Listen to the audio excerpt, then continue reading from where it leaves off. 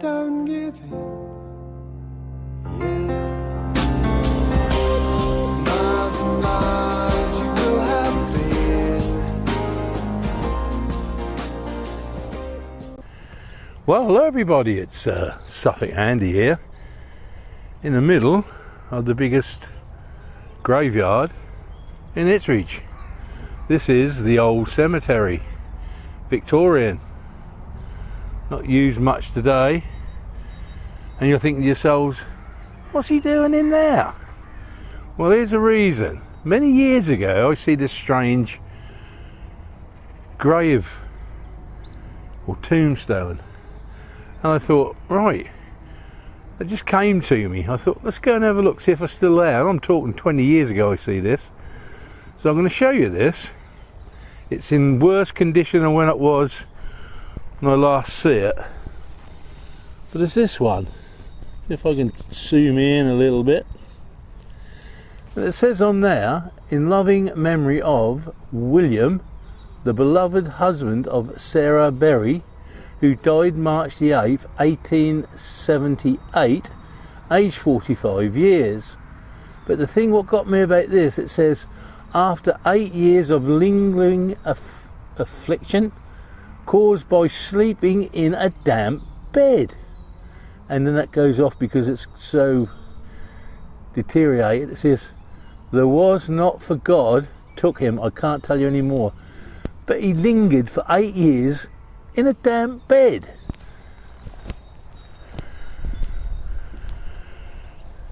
Eight years in a damp bed. Why? Why would that be? Anybody got any answers to that one? Why would you spend 8 years in a damp bed and that kills you? So I thought I'd just show you that one. As you can see, it's a massive place. It goes back down there for onks and onks. All Victorian. Over on the far side there's more Victorian graves, some of them very, very elaborate. But yeah, so that is Ipswich Old Cemetery with William, who died because he spent too long in a wet bed. Strange. Never worked that one out. Right. Now I've shown you that, let's get on with the ride. Well, I thought, being as we were here, I'd take you down to the two little chapels and show you those. As you can see, this is only a section. It is huge, the cemetery. So I'll take you down to the two chapels and show you them. They're worth a little look, very gothic-y like little places. Oh, one's being repaired by the looks of it. But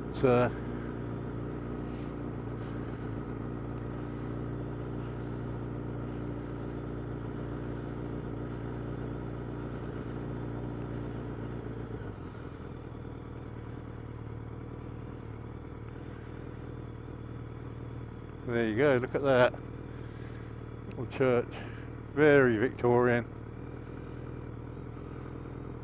It still goes down there for yonks. There's a war memorial cemetery there as well, and it looks like they're doing this whole place up, doing a bit of work on it.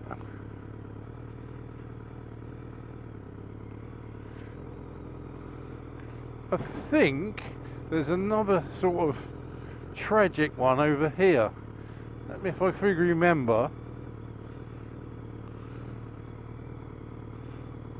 Alright, let's have a look.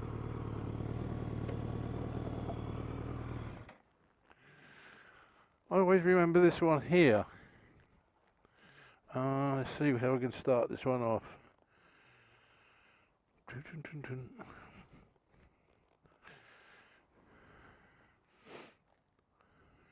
Right, it says, in loving remembrance of Maria Ann, the beloved wife of John Boy, died 17th, 1900, and the 69th year. Also of John Boy, who died the 25th, I think, 1907, in his 82nd year.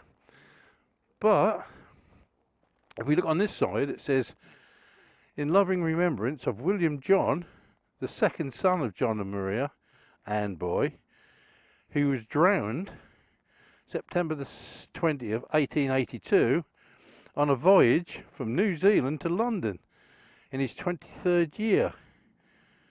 In loving memory of Charles Bertie Boy. Don't know who that is. And then, on this side, in loving remembrance of Joseph, the third son of John and Maria Boy, who was drowned in the Pentland Forth, October 17th, 1878, in his 17th year. A sudden squall which did appear and took his life away.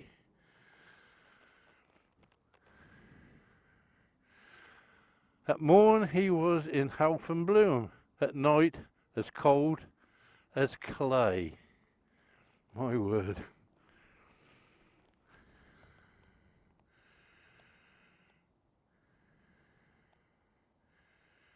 Wow. So they had two sons drowned, one on the way back from New Zealand and one in the Firth of Forth. 1878 in 1882. Wow. There you go. Right.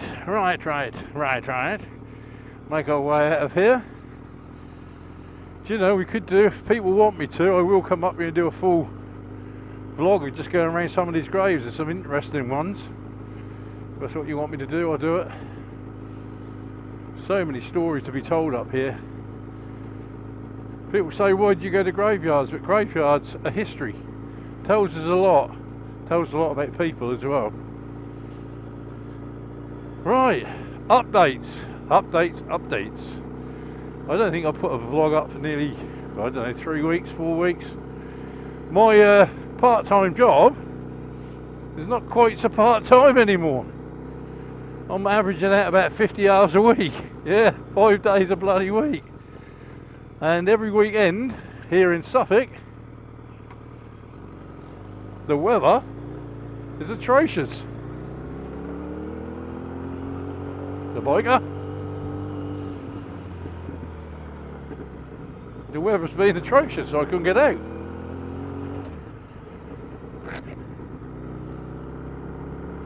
I think I've got a few replies to do. I haven't replied to them for 2 weeks. Tell you the truth, I come home at night and I'm actually cream crackered.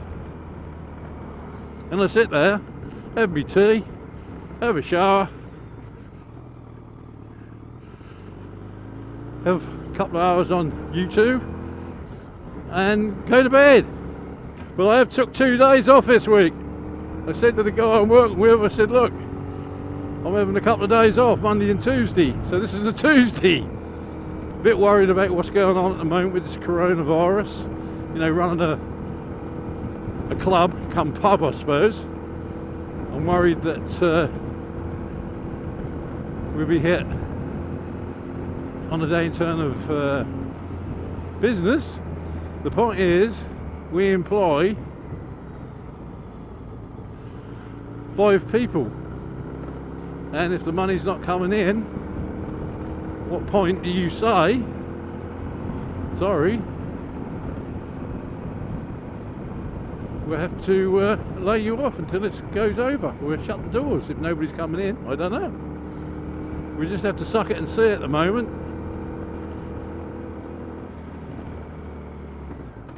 I've got my ideas on all this, but I'm not going to bring it up today. We just have to see. Mrs. P went up the shops this morning just to get a few bits and pieces. Come back and said everything was bloody cleared. They cleared the bloody place, the local Asda. Yeah, cleared it. People are just panicking. Stop panicking. It's not the end of the world. You remember when I think that was 22, was it? 2002, we had SARS. Now SARS was going to kill everybody. It didn't. It petered out. Then we had bird flu. That was going to kill everybody. Then we had swine flu. That was going to kill everybody. And they all petered out. I can remember being called up to the doctors to have an injection. I don't know if that was a bird flu or swine flu. Come on! What else is about? Oh my God. Yeah, I can't remember what it was now. Gee, I'm so impatient. It's unbelievable on a bike. I don't know if it was bird flu or swine flu. I can't remember now. But I remember going and having an injection for it, on an immunisation. I suppose they'd bring up something for this next. Didn't worry about coronavirus then. No. Scabies and rickets. That's what you worried about. Measles, mumps, rubella. You had it all. Yes. Scurvy. Typhoid. I don't know. I really don't know what to make of it all. I know, but I will say, if they don't think hard and fast, they shut everything down. Majority of the people, you don't realise, are employed by small companies. If those small companies go to the wall, like my club and places like that, trust me, there'll be nothing left to come back to. And then the shit will hit the fan. It won't be the coronavirus. It will be no jobs or no companies left, especially small ones who employ most people. That will put pressure on the system, and the system will collapse, and then the shit will really hit the fan. Like I said earlier, it won't be the coronavirus that caused it. It'll be not thinking ahead. Yeah, when this thing is over. Anyway, that's all I'm saying on that. Because I could go into depth, really into depth, what I really think, but I'm not. I don't really like doing political stuff that much. I always feel I upset a lot of people when I do that. You know, when I done the one on Brexit, oh God, the shit really hit my fan. So anyway, I'm going to leave that one. I'm not going to go down that road, no, Andy. No. What I'm going to do is I'm going to go down the Strand by the river and have a vape somewhere nice. And then I'm going to go home and pick up Mrs. P. So with that, all right, safe. Love each other. Something Andy.